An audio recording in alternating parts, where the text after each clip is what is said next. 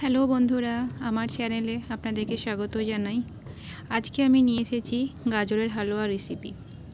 তো আমার এই রেসিপিটি যদি আপনাদের ভালো লাগে, লাইক, শেয়ার, কমেন্ট করবেন এবং সাবস্ক্রাইব করে অবশ্যই আমার পাশে থাকবেন। তো দেখে নেওয়া যাক রেসিপিটি। এখানে আমি ফ্রেশ গাজর নিয়ে নিয়েছি। আসলে গাজর তো সারা বছরই পাওয়া যায়, কিন্তু শীতের মরশুমের গাজরের স্বাদই আলাদা। স্বাদ এবং কালার দুটোই সুন্দর থাকে। তো এখানে আমি গাজরের মুখগুলোকে কেটে নিয়ে এবার ভালোভাবে ছিলে নেব। খুব সুন্দর করে ছিলে নিতে হবে যাতে খোসাটা লেগে না থাকে।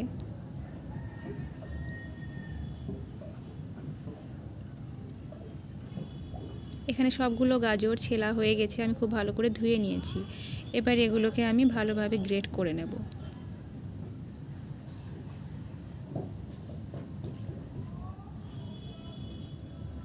এখানে গাজরগুলো আমি গ্রেট করে নিচ্ছি।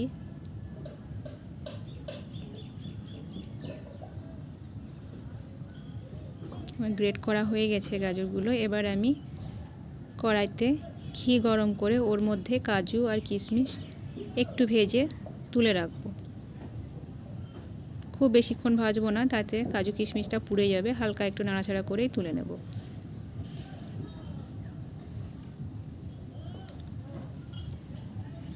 এই পর্যায়ে দিয়ে দেব আমি গাজর কোড়াটা। অবশ্য এখানে আমার এলাচ আর তেজপাতা দিতে হতো, কিন্তু আমি ওটা ভুলে গেছিলাম, তো দুটো আমি পরে অ্যাড করে দিলাম। গাজরটা দিয়ে অল্প একটু লবণ দিয়ে খুব ভালোভাবে একটু নাড়াচাড়া করতে হবে, গাজরের কাঁচা গন্ধটা বের হয়ে যাওয়া পর্যন্ত।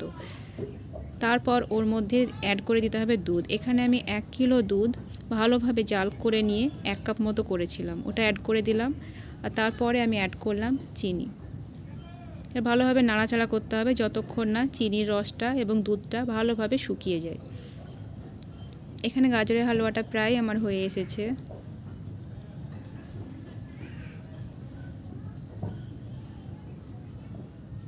রসটা আমার শুকিয়ে এসেছে, হালুয়া আমার কমপ্লিট। এবার উপর থেকে আমি অ্যাড করে দেবো আগে থেকে ভেজে রাখা কাজু কিশমিশটা, আর অ্যাড করে দেবো আরও একটু ঘি।